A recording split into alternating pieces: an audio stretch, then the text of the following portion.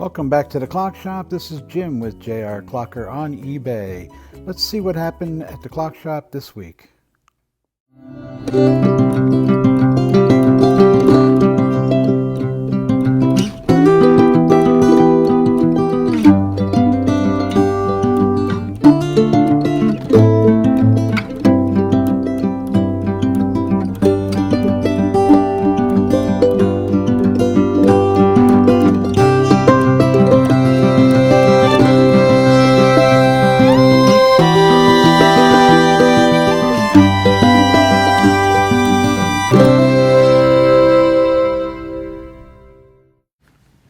Taking some time with my face off the camera so I can recover from recent cancer treatment.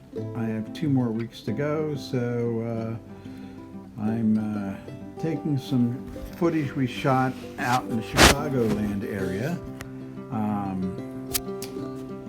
with visiting a antique mall, and there's always so much stuff in these malls, so much to look at, and you can really get lost in it. This was a huge complex, and took quite a while to get through it because there were so many really cool things. It brought me back to when I started my career back in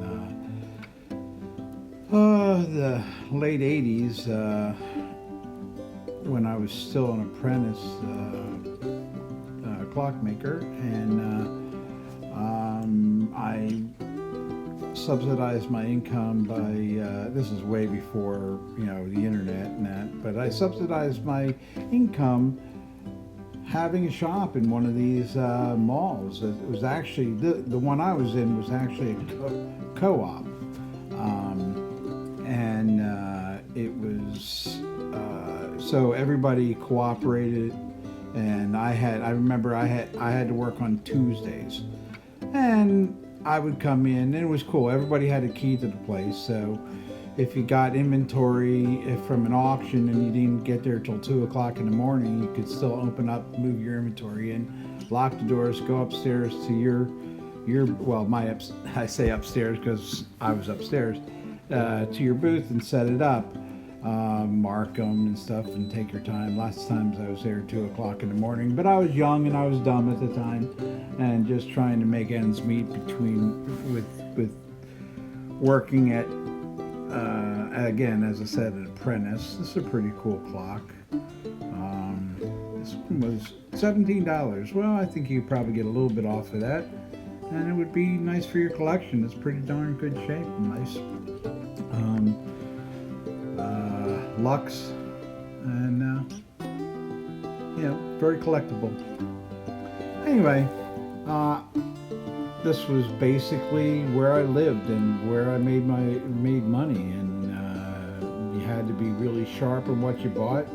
Some people worked in the adage of buy everything and just put a little something of everything out there, but I was more clock related and upper collectible. I did a lot of different kinds of memorabilia, a lot of advertising stuff. In this mall you see pretty much a little bit of everything in every booth, especially tools. Look at this, look at all the tools. Oh, 20% off sign, there you go. So you look closely in booths that have 20% off. Don't be afraid to ask the cashier not to call the owner and see if they could do even better. I love these different these kind of displays. You get to focus on the stuff coming around on the carousel. Just fun. I mean, I hadn't been in an antique mall for at least 3 years with COVID. And it was nice to get out and see what was going on. It was nice to see this one open.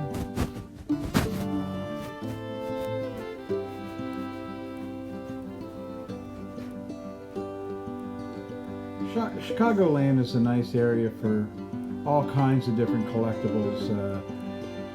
It's the center of the country, a lot of a big train route, so a lot of things early on end up here.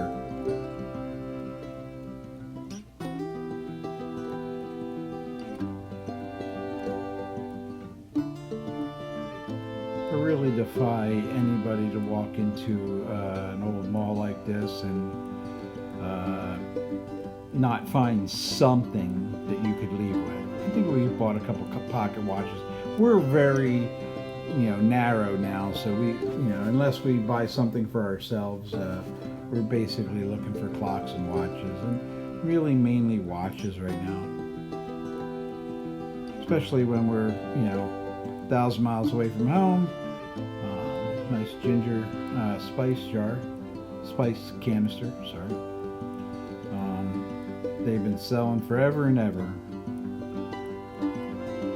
I used to sell them myself. A lot of Fire King, the green bowls we just call them. Fire King, wow. You see a lot of stuff I used to sell. It's kind of humorous to watch this. Anyway, I'm going through this facial cancer stuff, and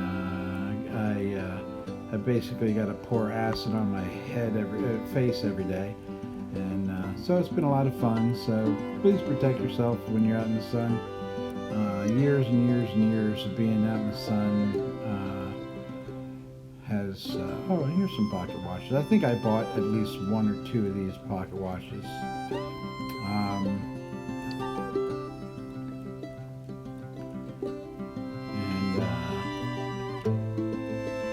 It was a fun day. We hadn't been out there for a long time. $25 for that one clock. That's a steal if it works. If it doesn't work, then the motor's kind of expensive. Here's a nice set time. It's probably an 89 movement.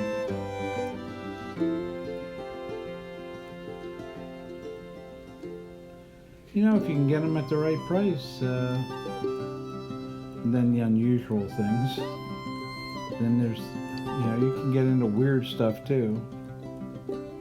Anyway, it brought me back to that Seth Thomas. Sometimes when you're filming, oh, here's a nice Ansonia. This is a Royal Bond.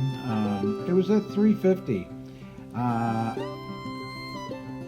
Open escapement. That's about what it sells for at auction, so you can't beat that. And then you come over here to the typewriters at $95. That's a little rich. So on one side of the booth, the clock's selling for auction price. The other side it's dream prices. Anyway, I wish I got a little closer. It'd been nice to see it. Oh, 75? Yeah. I think maybe 75. It's an interesting clock. Ingram 8-day. Oh, time only too. I didn't notice that till now. That's what's nice to take these videos, because I get to see stuff that I missed actually walking through.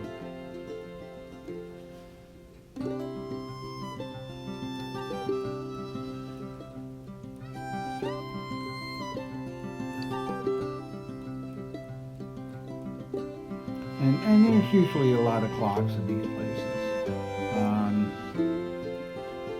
Some can be very reasonably priced. Some of them can be way overpriced. It just depends on how long it's been sitting on that shelf.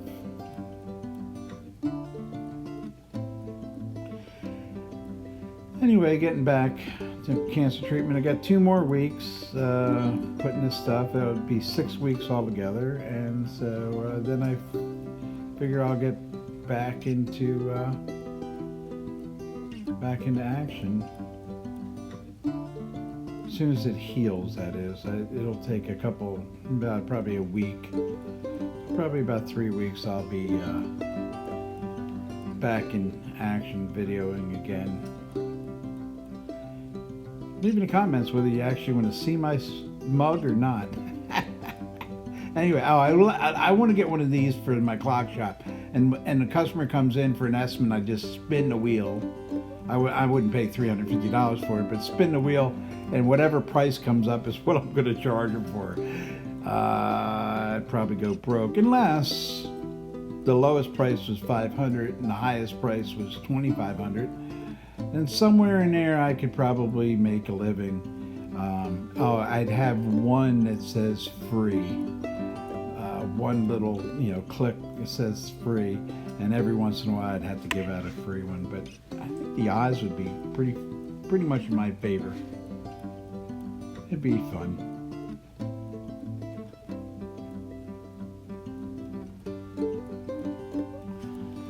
Anyway, I'll get feeling better. I don't usually do these kind of videos, so if you like it, click the like button, and if you want to see more, just write in the comments.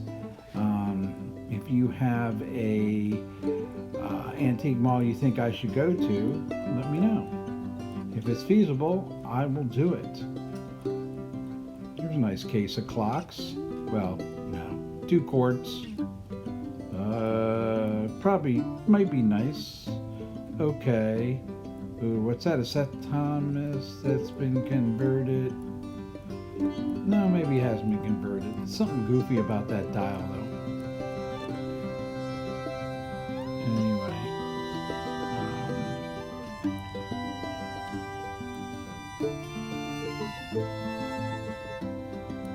Anyway, put in the comments if you like it or you don't like it.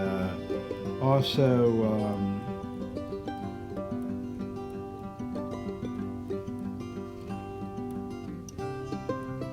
if you want to see more Mardi Gras. Anyway, if you want to see more videos like this, I'll be getting back to my normal videos here soon. I do have another one I'm putting together right now with Face Unseen. But I did want to let you guys know what is going on with me. It's all pre-cancer stuff, but it's really can be rough. I would never discourage anyone from not having this done. This is like my 4th treatment over 6 or 7 years. The only good thing is when it gets all done, my skin looks great, and all the pre-cancer is dead, so that always helps. Cuckoo clocks. I don't know. I don't think they're hung like they run though. I think they all need work, but it's actually kind of a cool idea to have a cuckoo clock Christmas tree.